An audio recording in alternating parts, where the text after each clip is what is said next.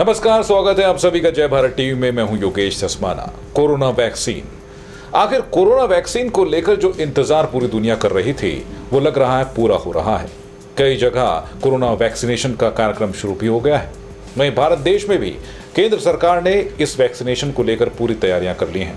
लेकिन आखिर क्या होगा वो प्रारूप जिसके तहत ये कोरोना वैक्सीनेशन का कार्यक्रम शुरू होगा? आखिर कौन होंगे वो लोग जिन्हें सबसे पहले कोरोना वैक्सीन मिलेगी? आइए आपको बताते हैं अपनी इस खास रिपोर्ट में। भारत में 3 कंपनियों ने अपनी अपनी कोरोना वैक्सीन के लिए इमरजेंसी अप्रूवल मांगा है। अगले कुछ हफ्तों में उनमें से किसी न किसी वैक्सीन को मंजूरी मिल जाएगी। ऐसे में सरकार ने भी कोरोना वैक्सीनेशन के लिए तैयारियां भी तेज कर दी हैं। कौन सी वैक्सीन मिलेगी इसका जवाब जल्द ही सामने आएगा, पर उससे भी बड़ा सवाल यह है कि आपको वैक्सीन कब मिलेगी। केंद्र सरकार ने अपनी प्रायोरिटी लिस्ट भी जाहिर कर दी है ताकि ये समझा जा सके कि आपको वैक्सीन कब मिलने वाली है, क्योंकि केंद्र सरकार ने प्रायोरिटी लिस्ट भी बना दी है।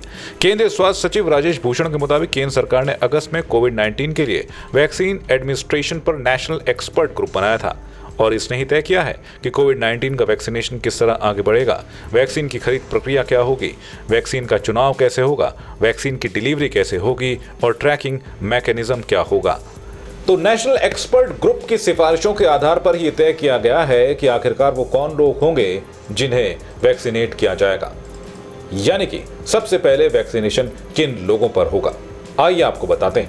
1 करोड़ हेल्थ केयर वर्कर्स, इसमें स्वास्थ्य से जुड़े काम करने वाले सभी कर्मचारी शामिल रहेंगे। 2 करोड़ फ्रंटलाइन वर्कर्स, इसमें केंद्र और राज्यों के पुलिस, armed forces, home guards, civil defence और disaster management volunteers, municipal workers शामिल रहेंगे। 27 करोड़ 50 साल से अधिक उम्र वाले, ऐसे लोग जिनकी उम्र 50 साल या उससे ज्यादा है उन्हें पहले वैक्सीन मिलेगी। साथ ही 50 वर्ष से कम उम्र के ऐसे लोग जो हाई रिस्क कैटेगरी में आते हैं, यानी जिन्हें डायबिटीज, ब्लड प्रेशर या अन्य बीमारियां हैं, उन्हें भी पहले वैक्सीन दी जाएगी। आइए अब आपको बताते हैं जो प्रायोरिटी ग्रुप्स बनाए गए हैं, आखिरकार उनमें वो लोग कौन से हैं जिन्हें सबसे पहले वैक्सीनेट किया जाएगा। अगर इस सवाल का आप जवाब जानना चाहते हैं कि आपको वैक्सीन कब मिलेगी और प्रायोरिटी क्या है, तो आपके लिए यह समझना बेहद आवश्यक है कि सरकार की स्ट्रैटेजी पूरी तरह से WHO की गाइडलाइंस पर बेस्ड है। उसके आधार पर आप समझ सकते हैं कि आपको वैक्सीन कब मिलेगी। WHO ने प्रायोरिटी ग्रुप्स में भी 3 स्टेज तय की है। इसके मुताबिक इस स्टेज में बहुत अधिक उम्र वाले बुजुर्गों जिन्हें सबसे अधिक खतरा है उनको वैक्सीन लगाई जाएगी। स्टेज 2 में देश की आबादी की संख्या के लिहाज से 11 से 20% के लिए उपलब्धता के आधार पर वैक्सीन लगाई जाएगी। इससे सबसे पहले वो बुजुर्ग शामिल होंगे जो स्टेज 1 में कवर नहीं हो सके थे।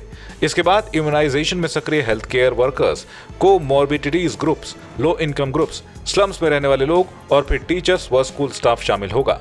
स्टेज 3, यानी जब देश की आबादी की तुलना में 21 से 50% वैक्सीन उपलब्ध होगी, तब बचे हुए टीचर्स और स्कूल स्टाफ, हेल्थ और एजुकेशन सेक्टर के बाहर के वर्कर्स, गर्भवती महिलाएं, कम से मध्यम आय वर्ग के हेल्थ वर्कर और ऐसे ग्रुप्स जिनके लिए सोशल डिस्टेंसिंग कायम रखना मुश्किल है, उन्हें वैक्सीन लगाई जाएगी। इन सब में यह भी बेहद खास है कि इसमें कोई जेंडर इश्यू नहीं होगा, मतलब सभी को समान रूप से वैक्सीनेट किया जाएगा। WHO ने ग्रुप्स और ग्रुप्स के साइज के आधार पर प्रायोरिटी तय करने को कहा है, पर अंतिम फैसला तो देश की सरकार ही लेगी। हमारे यहाँ नेगवैक ही वैक्सीन एडमिनिस्ट्रेशन यानी प्रोडक्शन, खरीद, लॉजिस्टिकल, सप्लाई और लगाने तक की प्रक्रिया तय कर रहा है और वो ही तय करेगा, पर उसमें WHO की गाइडलाइन एक गाइडिंग फोर्स जैसा काम करेगी।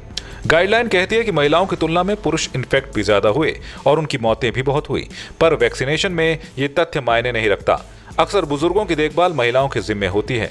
इतना ही नहीं, प्राइमरी केयर का जिम्मा भी उनका ही होता है। सोशल स्टेटस, वित्तीय स्थिति के हिसाब से वो अस्पतालों से भी दूर रहती हैं।